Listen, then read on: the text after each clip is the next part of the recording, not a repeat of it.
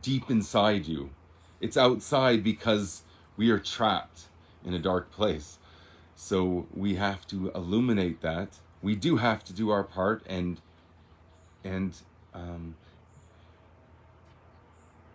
involve our mind.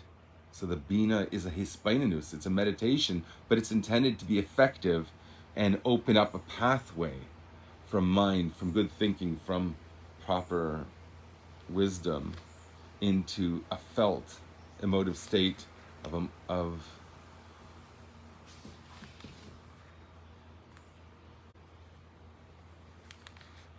what's likened here to the bride. It's called Re'usa de Libo, the intensity of the heart. That gives us the ability to absorb. That's what the kala is different. She's ready to experience. So I'm just going to read a little bit from this, and then I want to do one other part in this mimer, which it talks about another power that this brings out in the realm more of Terah, how you apply Re'usa Deliba, the depths of your heart in mind also. So it works a bit both ways here. The mind is trapped. You have to illuminate the heart with it. So it's through a process of hispainanus, but there's an opening up that's somewhat independent. It's as if you've done your part, and now it has the option of eliciting the result, which is the shining back from above when you're lit. And when that happens, that's the kala. That's someone who's ready to absorb.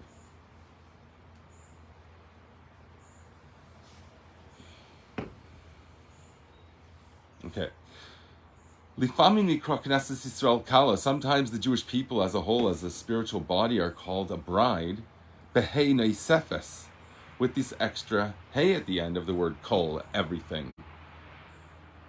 Lazek kiyesh arusa v'nesua, because there's betrothed and there's married. There's a difference. There's a preparation period to mature and able to absorb. Prior to being taken to the chuppah, there's a betrothal period. The soul is not yet ready to experience unity, marriage. After you've been absorbed into the chuppah, to recognize that there's a higher force that binds the two components here in this dynamic. It's just the ultimate unity, the atzmus of Hashem. And then the bride is able to join. As he nesui v'nikra kala behei. That's when you add the letter hey to the word kol, and you get kala, the bride. And the way to understand this is in terms of how we serve Hashem with our hearts through prayer. Al pi amavur ki keshenimshachas haizbainus belav nikra shar. When the meditation is drawn into the heart, it's called a gateway. That's a gate of understanding. You could have the mayach of Bina, the mind of Bina, just have a bunch of ideas that never fully affect and influence the rest of you. There's a blockage there. We're going to see that the breaking down of the barrier is Ava Rabba, this incredibly engaged state of expression of appreciation and love. And that happens primarily in tefillah, when the ideas that you understand become expressed also in heart. That's called Shar de Masher Beliba. The reason why it's called a gateway is because it's an assessment of the heart. It's an assessment of the preparedness. The word Shar, bridge, means an estimation, a measure. And a determination whether the heart is ready. But it could be, even though there's the capacity of the heart can experience this thing, this experience, but it cannot be absorbed properly. In the depths of one's heart, perish, as it says in Tehillim, it says, "With all my heart I have sought you," with an O-U-J-H-T. Perish kesheniklat. That's when it's absorbed. When you've sought something and you've able to absorb the experience that you're going to encounter. Az nikra b'chol libi. That's called with all of your heart. Hainu shenichnas kol nun shara bina. That means that all the 50 gates of understanding are enter into, rather, b'teich nekudas levavai, in the most urgent expression of the soul, the most important depths of the soul. Aval im le niklat rak hu bechitzainis lev. But if it's something that's not absorbed that deep, and it's just something that's an outward expression, nikra kol b'lei hey. That's called everything, but it's lacking the hey at the end. It's lacking the kala. It's not absorbed. Aval kisheniklat nikra kala, the hay. When it's absorbed, that's when you add the hay to the word kol, and that's the kala, the bride. Ki hay moiral pnimius halev, because when we talk about the hay, that's the inner depths of the heart, the inner core of the heart. Hamakabel nun sharabina b'teicha, which is the feminine end of the 50 gates of the understanding, which they shine into, and they pass through this gateway within to the inner core of the heart. It's received there. Kafi dimyan kletas hanukva tipas dachar.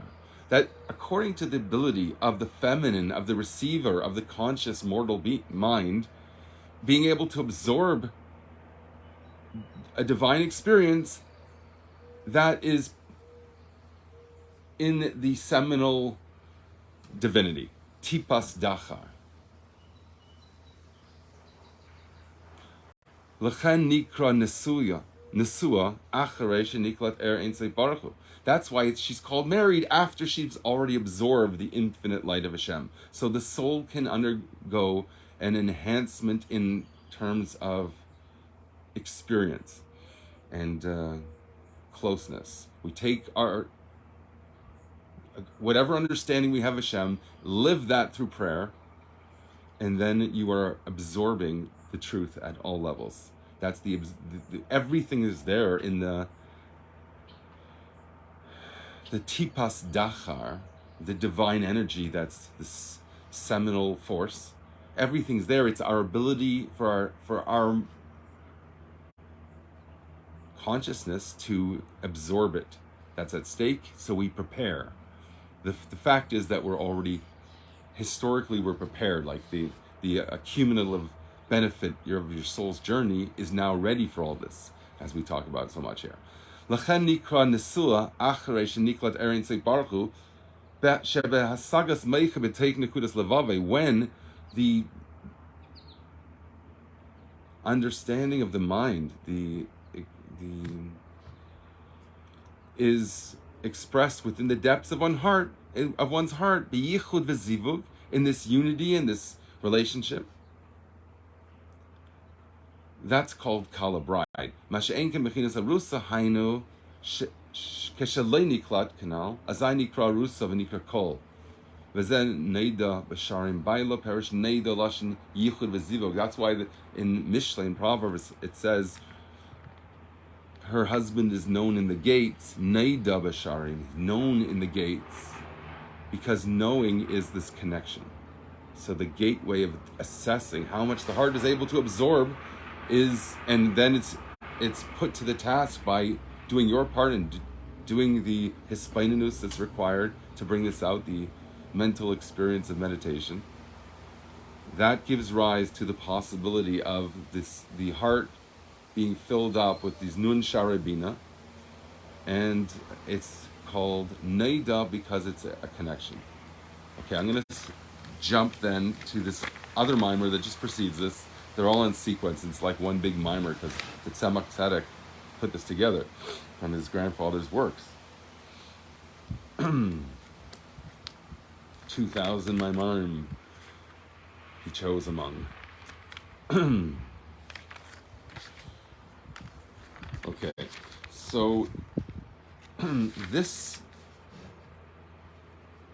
Lamor Zehadavar, Moshe is given a communication to give over to the Jewish people. It says to say, this is the thing, Zehadavar, Vamar Mazal, Shekol Nevi'im Nisnabu Bakei.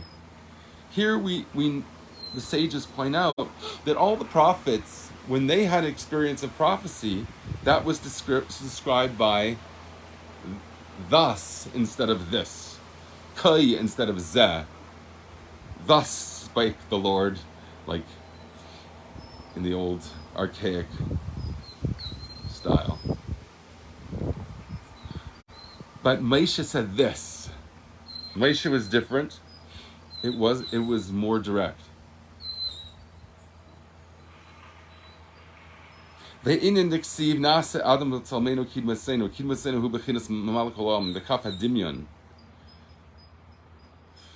When it says, let's make man in our image, or God's image, it says, in our form, like our image.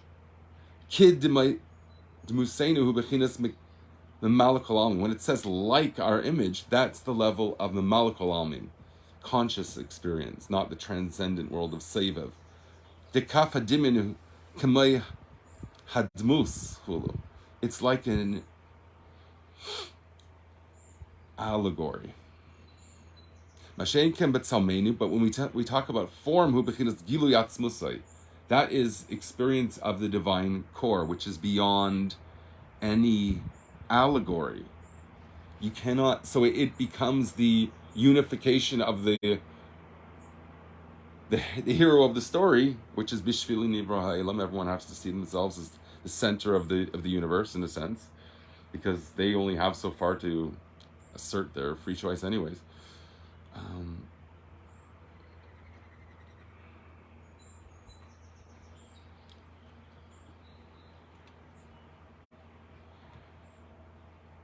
The only way to experience something that's not symbolic is when you identify with the author of the terms that create the allegory, the matrix we live in.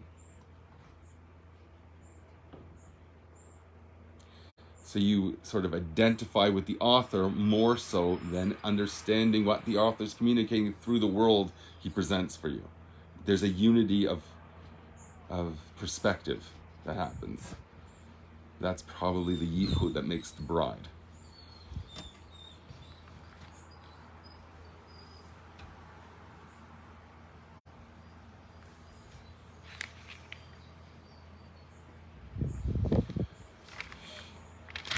Okay, so I just want to start this mimer and share the part of it that I think is very, very powerful in describing a mosaic. Does mosaic come from the word Moses?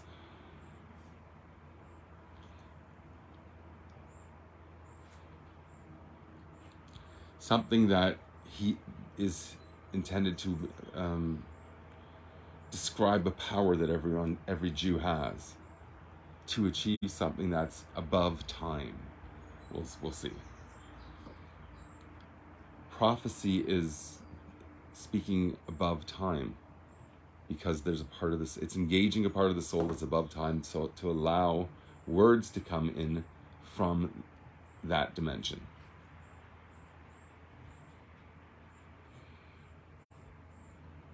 That is accessible through this power of Zeh that's associated with Moshe. This, not thus. He said, this is what God is saying, as opposed to thus. It's removed. The way you get this power from Moshe, is from Re'usa Deliba. The depths of one's heart takes a person out of the matrix into the authorship of that world. It's expressed through the depths of one's heart in prayer. You achieve something that's beyond the power of the soul through a sincere arousal of the heart from below. The sort of initiative taken from the soul, from you, to connect to Hashem, that is responded with something that transcends the soul, the essence of the Creator. So the soul is by definition a finite consciousness who has the power to tap into infinite consciousness, the Creator. You crack the code through Ru'usa Deliba. You have to really want to be new. You have to be, it's a great word for it, neo, one, and becomes the neo, the new man, the Ubermensch, the elevated person that can fly when you break all boundaries, because you're sort of close to the author of the story. So the pathway to that is the depths of one's heart, the Share Bina, the gateways of understanding, lighting up the heart with knowledge of the mind, the secrets of the Torah, totally accessible to anybody now, and implementing those ideas into heartfelt prayer. L'mayla b'chinas almin. So you tap into the essence of God, which transcends any concept of world. Because it cannot be invested within finite world. All the spectrum of every dimension is always finite. There's something that creates that system, and that's completely beyond it. My son was debating whether when you create a robot, you're the god of that robot. I thought the language was provocative but insightful.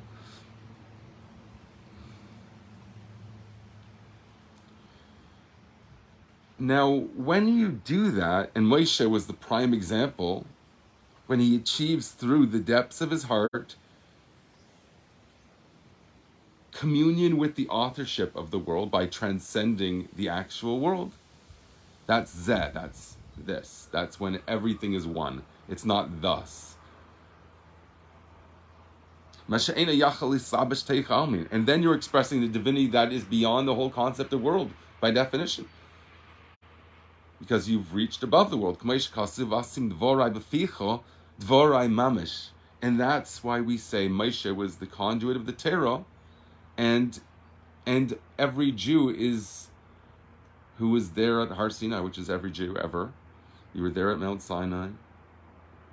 And the words that we utter today that are consistent with Torah and therefore part of Torah are literally God's words that were said there at Mount Sinai. So with all that experience of the souls flying out of the bodies and the Tal Torah Mechayeu, the dew of Torah, the pneumius of the Torah, the inner dimension of the Torah, what we're learning now, that's intended to revitalize the soul and bring it back to life after it's just hit something that it couldn't understand. It was beyond its ability, so it flew out. And you come back into the world by seeing the purpose of the world, to bring this transcendence into that world itself. We do that here. The example is through words of Torah. V'hainu leimar zeh hadavar. So that's the verse that goes on to say, just God tells Moshe to command the Jewish people, leimar, to tell them, this is the thing. Dahainu b'amiras kol echad v'echad parsha shebetorah. And this whole sort of redundant description of saying something, leim or zeh hadavar, to say this is the thing, this, zeh, that means that when everybody later says these words in the Torah, or in Nevi'im Ksuvim, or in the Bible, the Tanakh, halachas vagalis, or laws of governing our behavior, or agaditas, or the legend, mythical dimension of Torah. That is the primordial divine speech that was introduced to the world at Mount Sinai and penetrated the entire fabric of the world forevermore, and giving a tradition of Torah to flourish and blossom forth through every single Jewish soul that comes into the world. That becomes God's words literally, or it always was. As it says, and these words that I command you today, when you speak about them, that these words that you articulate themselves, are those that Moshe said on that day, you etzlacha shall be with you, so the same experience should be to you. When you speak about them, because it's within the power of the depths of one's heart, to draw on something that transcends the whole world. And that's the place that transcends time. When you reach the depths of your heart, you transcend time. Do that for 2 minutes and listen to the birds if you're bored.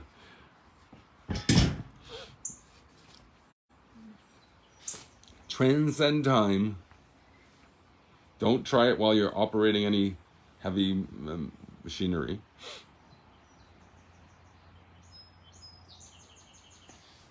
That's where the prophecy of Moshe came from, which is something that transcends time. So you could have words that were spoken directly to you through prophecy that Moshe had. Shehu haya bechinas kodesh elyon, because Moshe was the supernal holiness, l'mayla bechinas almin.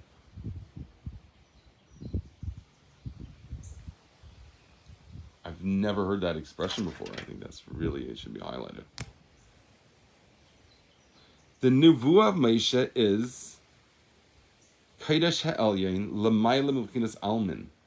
It transcends the worlds. That's his prophecy. V'lechen Amar Rizal, and that's why the sages say Shahaya Parish Mina Isha, that he had to separate from his wife. Masha'en Kol Nevi'im, which is unique to Moshe, because he had a specific role of being a giver. Every prophet after him is also a bit of a receiver in a way. He's receiving from Moshe. But Moshe had to separate because he had to represent giving everything into words.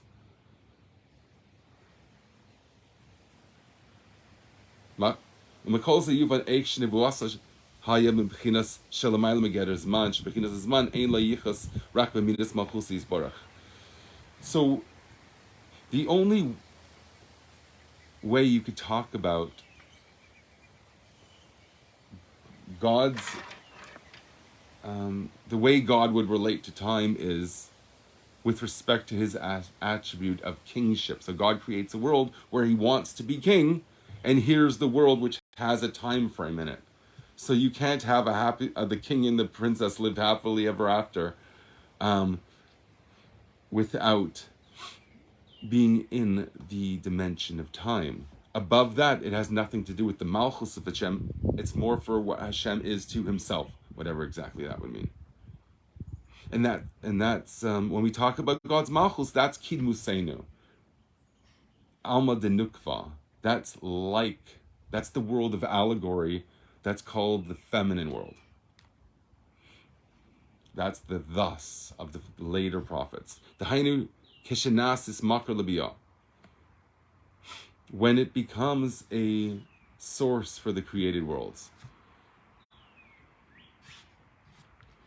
That's in the middle of a whole long discussion, but I thought that was a nice idea unto itself.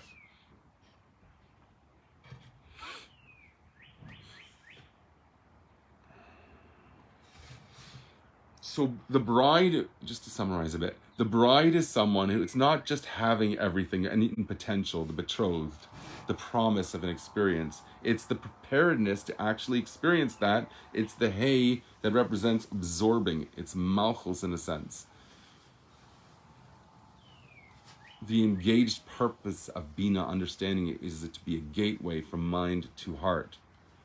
When you do that, you tap into the ability to reach into the Moshe, the aspect of Moshe that transcends time and allows your words that you utter, even when you're just reading the words that Moshe wrote, the 5 books of Moses, read it, and at that moment it's Dvarai Mamash, it's literally God's words speaking in time in a way that's relevant to you, in coming from a place that's above time. Have a great day.